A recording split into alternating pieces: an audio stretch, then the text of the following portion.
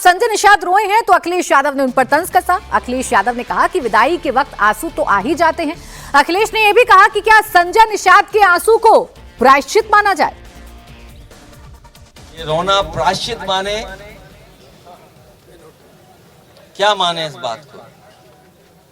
प्रायश्चित माने या क्या माने इस बात को?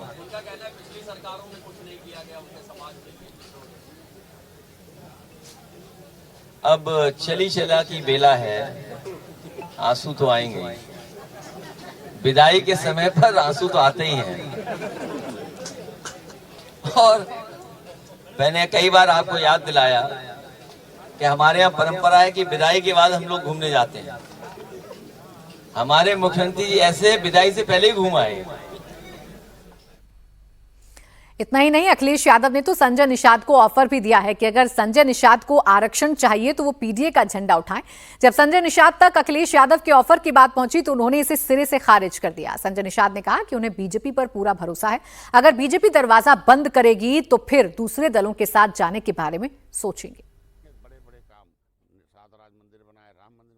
तो अगर सम्मान मोदी कर रहे हैं, जय निषाद राज मोदी योगी लगा रहे हैं और हमारे जो ऐतिहासिक धरोहर है उसको सम्मानित कर रहे हैं और हमारी एक आवाज़ हमारे लोगों के लिए मत्स्य मंत्रालय अलग करके इनको विकास की मुख्यधारा मिलाने की व्यवस्था की है, तो हमको लगता है कि भारतीय जनता पार्टी जब दरवाज़ा बंद कर देगी तभी होगा। हमको लगता है और समाज के हिस्से का भारतीय जनता पार्टी को ये जवाब देना है कि आरक्षण का मैं वकील हूँ, हम वकालत करते हैं। जवाब भारतीय जनता पार्टी को देना है कि कब वो आरक्षण देती है। लिखना उन्हें है, वो करेगी। तो बड़े बड़े काम करें, हमको लगता है करेगी।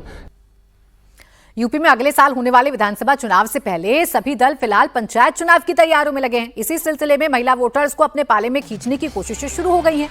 इसी सिलसिले में समाजवादी पार्टी प्रमुख अखिलेश यादव ने एक बड़ा बयान दिया। अखिलेश ने कहा कि अगर 2027 में उनकी सरकार बनी तो वो महिलाओं को सालाना 40,000 रुपए पेंशन देंगे।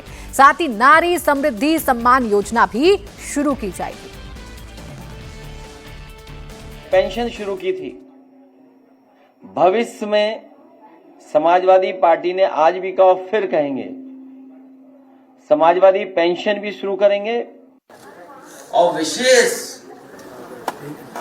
नाम देकर के नारी समृद्धि सम्मान योजना को भी शुरू करने का काम हम लोग करेंगे, जिसमें कहा है कि 40,000 रुपया महीने साल तक हम देने का काम करेंगे। 40,000 रुपया साल का। पहले 500 रुपए हम लोग देते थे प्रति महीना समाजवादी पेंशन के माध्यम से। वो योजना तो रहेगी, लेकिन 40,000 रुपए साल के देने का काम हम लोग करेंगे। रुचि कुमार मेरी सहयोगी इस वक्त जुड़ गई हैं ज्यादा जानकारी के साथ। रुचि, पहले तो संजय निषाद के आंसू के बारे में बताइए कि वो आंसू आखिरकार संजय निषाद के क्यों छलक गए, और दूसरा, अखिलेश यादव सोच समझकर ऑफर दे रहे हैं। जानते हैं कि आधी आबादी जिसके साथ है सरकार उसी की बनती है। जी बिल्कुल, संजय निषाद के आंसू भी विधानसभा चुनाव के लिए हैं 2027 के, क्योंकि उनको ऐसा लग रहा है कि जो वादा उन्होंने अपनी जाति के लोगों से किया था कि उनको आरक्षण दिलाएंगे, वो अभी तक वो पूरा नहीं कर पाए हैं और इसका चुनाव में उनको नुकसान हो सकता है। और जहाँ तक अखिलेश यादव का सवाल है, वो भी जो उनकी घोषणा है 40,000 रुपये देने की, आप देखिए प्राची 2012 में तो अखिलेश यादव बहुमत की सरकार लेके उत्तर प्रदेश में आए थे, लेकिन तब भी हमने नहीं देखा कि उन्होंने अपनी माँ को और अपनी दादी को याद किया हो और उनकी याद में एक सम्मान का ऐलान किया हो। लेकिन कल उन्होंने ये काम किया, अपनी दादी और अपनी माँ के नाम पर पुरस्कारों की शुरुआत की। महिलाओं को, अलग अलग फील्ड की महिलाओं को वो पुरस्कार दिए और साथ में ये ऐलान भी कर दिया कि अगर सरकार बनती है तो महिलाओं को 40,000 रुपया मिलेगा।